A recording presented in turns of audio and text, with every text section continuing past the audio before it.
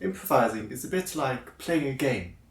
There are rules, and these define what the game is about, and also how you react to what's happened before and to the other players in the game.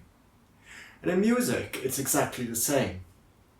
The rules of music define all the possibilities that are available to you at the moment.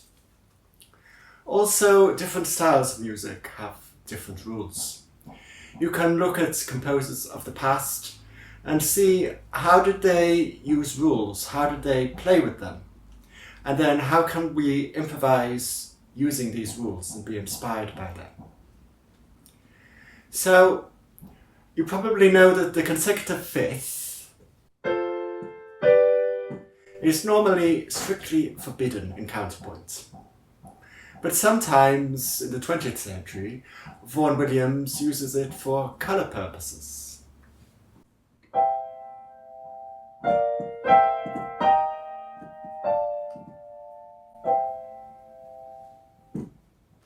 And in this way, he creates a sort of style or idiom of his own. In the classical period, the dominant and tonic effect, the dominant going to the tonic, is well used. And also the rule of symmetry, that one phrase answers another of the same length.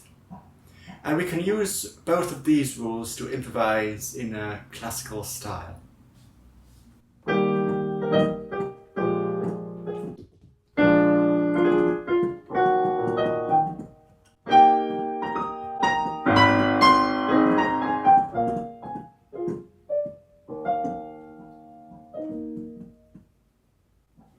But we can also be inspired in improvising by composers like Haydn, who like to play with our expectations and make asymmetrical structures. When is this phrase going to end?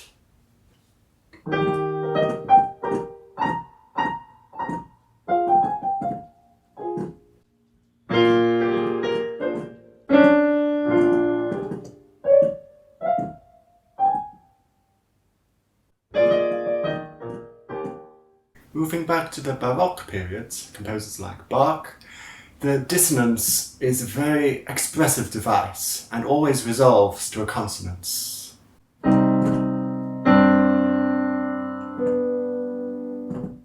And using this idea, you can create a sort of game with chains of dissonance.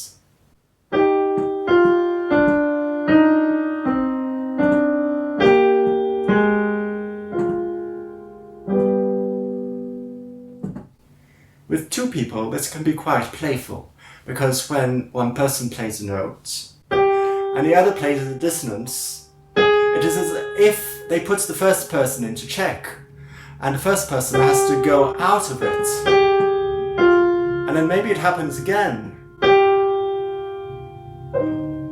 And you can play with who is leading and who is following.